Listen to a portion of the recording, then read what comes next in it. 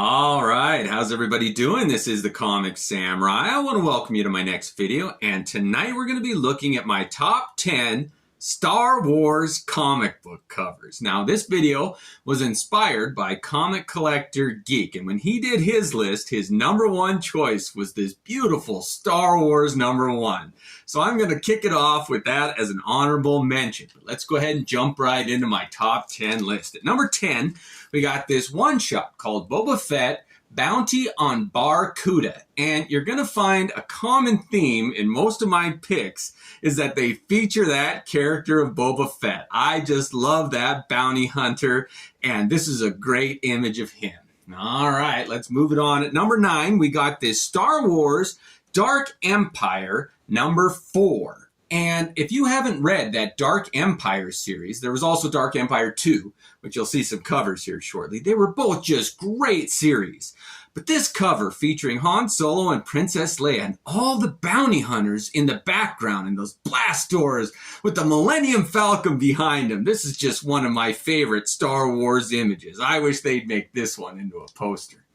Moving on, next up we got Star Wars Empire #28. And whenever they put Boba Fett front and center, it always catches my eye. And this was an early one that I saw of him, and I just had to see what the story was about. I love it when he's standing there with his blaster ready, and it's a dynamic pose and a great angle. They just really captured a really great, fun image with this one. Next up, we got Star Wars Dark Empire #2, #4. And this one's got a great face-off cover with Han Solo and Boba Fett. And in the background, you even get their ships facing off with the Slave One and the Millennium Falcon going at it. I really like how the sunburst in the background between them really sets those two figures against each other.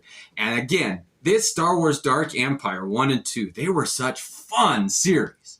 Moving on, next up we got another one-shot called Star Wars Boba Fett, Agent of Doom.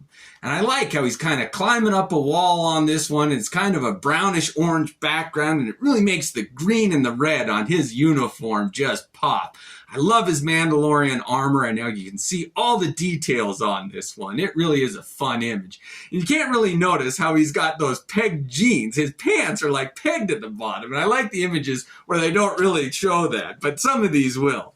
Next up, we got Star Wars Dark Empire 2, #2.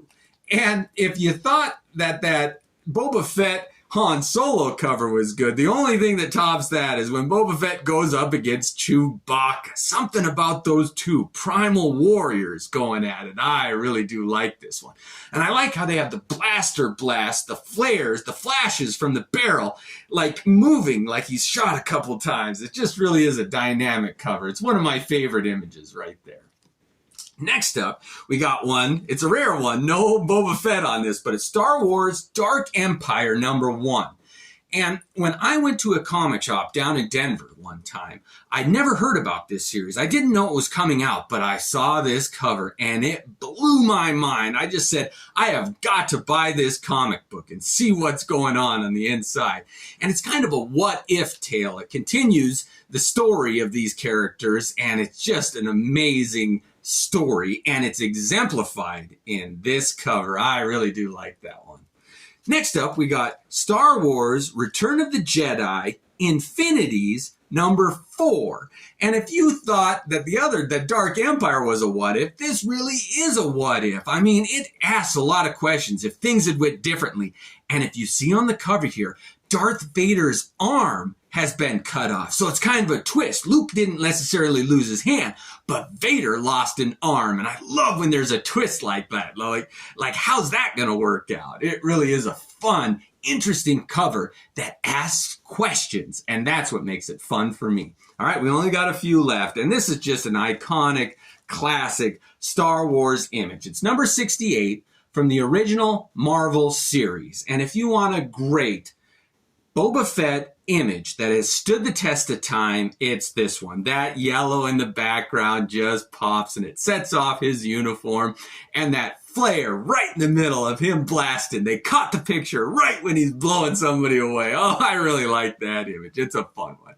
All right, now that's my all-time favorite from the Marvel run, and it's only topped by this Star Wars Boba Fett number 1/2, put out by Dark Horse Comics, sold through Wizard Magazine. They kind of teamed up, Wizard and Dark Horse, and you had to buy the Wizard Magazine, fill out a form, send him some money on top of it, and mail it away. In 6 to 8 weeks, typically closer to 8 weeks, you'd get a comic in the mail. And when this one showed up, that Tim Bradstreet cover just made me open the comic book and read it. And the story inside just matched the cover. And everything about this comic is just a fun Star Wars cover.